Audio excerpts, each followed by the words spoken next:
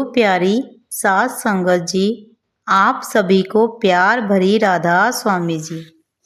संगत जी, अक्सर हमारा मन हमारे द्वारा किए गए पूर्व पाप कर्मों से विचलित हो जाता है। मन यह सोचता रहता है कि हम चाहे कुछ भी कर ले, लेकिन हमें अपने पिछले कर्मों का फल तो भुगतना ही पड़ेगा। और इसी डर और इसी भय के कारण वह हर वक्त चिंता से ग्रस्त रहता है। इसके लिए संत महात्मा हमें समझाते हैं कि हमें अपने इस भ्रम का नाश करना है, क्योंकि हमारे सतगुरु ने हमें समझाया है कि परमात्मा तो अत्यंत दयालु है। वह इतना निर्मल है, अविनाशी है, वह माया से पूरी तरह से मुक्त है। वह ज्ञान का रूप है, उसका अनुपम रूप वर्णन से परे है। जीव का कल्याण प्रभु के प्रेम रूप और दया रूप होने में है। वह इतना दयालु है कि जीव के अवगुणों पर ध्यान नहीं देता। वह जीव के अनगिनत पापों का नाश करके उन्हें आवागमन के चक्र से आज़ाद कर देता है और अपने साथ मिलाप का सौभाग्य प्रदान करता है। हमें इसके लिए संत महात्मा समझाते हैं कि हमें प्रत्येक जीव को सतगुरु के आगे सतगुरु द्वारा समझाई गई युक्ति को अपनाना चाहिए। सतगुरु ने हमें समझाया है कि हमें परमात्मा के आगे सच्चे मन से प्रार्थना करनी चाहिए कि हे दयालु, 4 खानियों और 84 लाख योनियों का दुख असहनीय हो गया है। हम कर्मों के गलफंदे में फंसे हुए हैं। अपने बल से हम कर्मों के जाल से छूट नहीं सकते। इसलिए इन दुखों से मुक्ति पाने के लिए हम तुम्हारी शरण में आ गए हैं। हे बंधन मुक्त करने वाले, हे परमात्मा, अपनी दया से इस बार हमें कर्म जाल से छुड़वा लेना। हम निर्बल जीवों से विनती करते हैं, जीव आपके सामने विनती करते हैं कि हे प्रभु, हम इस भवसागर में गोते खा खा कर थक गए हैं। अपने बल पर इस भयंकर भवसागर को पार कर पाने में हमारे अंदर सामर्थ्य नहीं है।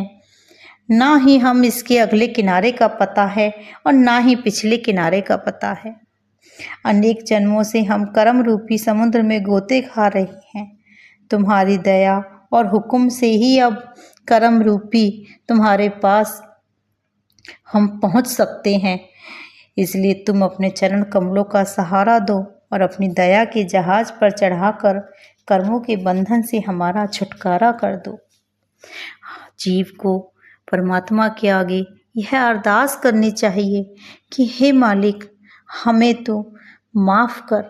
मैं जानता हूँ मैंने माता के गर्भ में आपसे बार बार यह वादा किया था कि मनुष्य जन्म में सांस सांस तुम्हारी भक्ति करूँगा, लेकिन इस संसार में आकर 5 विकारों और 25 प्रकृतियों के वशीभूत होकर मैं वह वायदा भूल गया और विषय विकारों की प्रबल लहरों के आगे अब मैं बिल्कुल विवश हूँ। मैं कुछ भी करने योग्य नहीं हूँ। आप संपूर्ण त्रिलोकी का उद्धार करने वाले हैं। अपनी कृपा द्वारा इस बार मुझे भी आप उबार लें।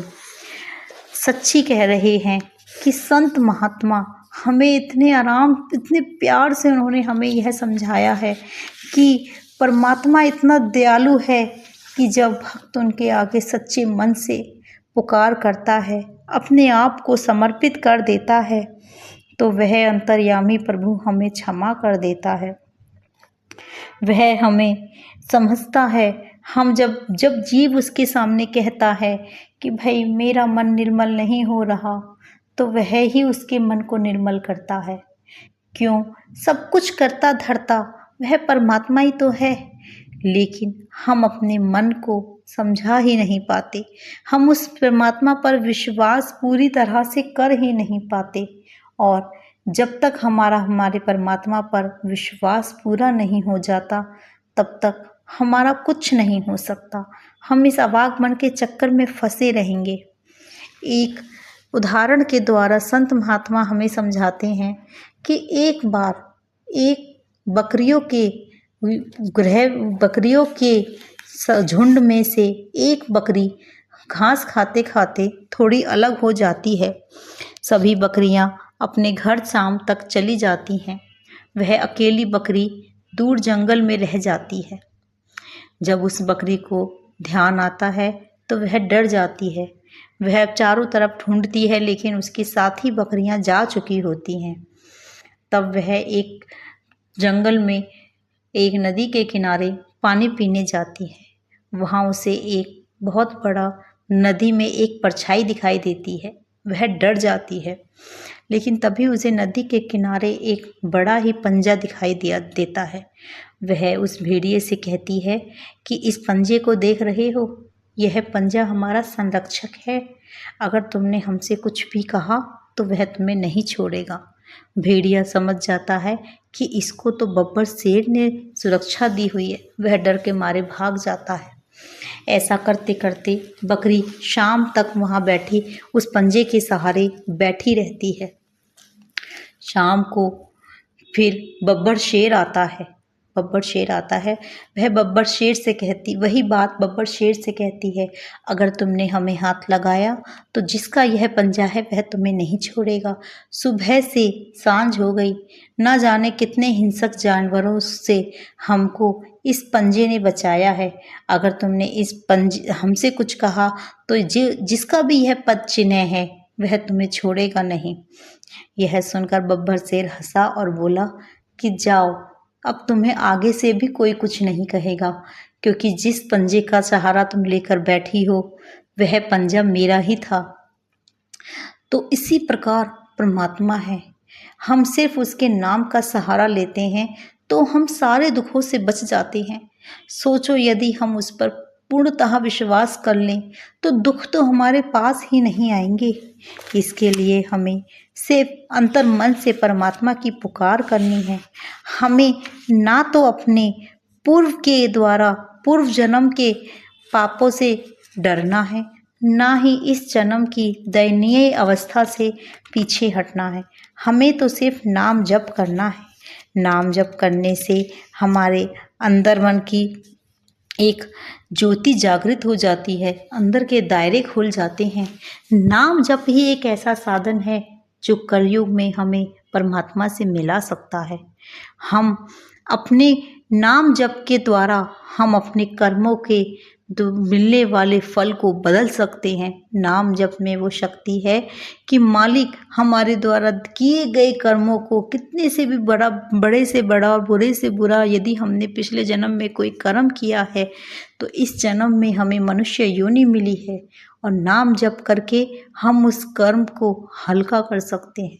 उससे मिलने वाली सजा एक ना के बराबर हो जाती है। परमात्मा हमें माफ़ कर देता है। परमात्मा कहता है कि तू नाम तो जप कर, तेरी और मैं चारों ओर सुरक्षा का घेरा लगा दूंगा। कोई भी तुझे कुछ कह नहीं पाएगा, कैसा भी दुख तुझे विचलित नहीं कर पाएगा। तो हमें नाम जप करते रहना चाहिए। हमें नाम जप के लिए कोई स्थान भी नहीं है। नाम जप के लिए संत महात्मा कहते हैं कि हमें नाम जप करने के लिए कोई विशेष प्रक्रिया नहीं करनी।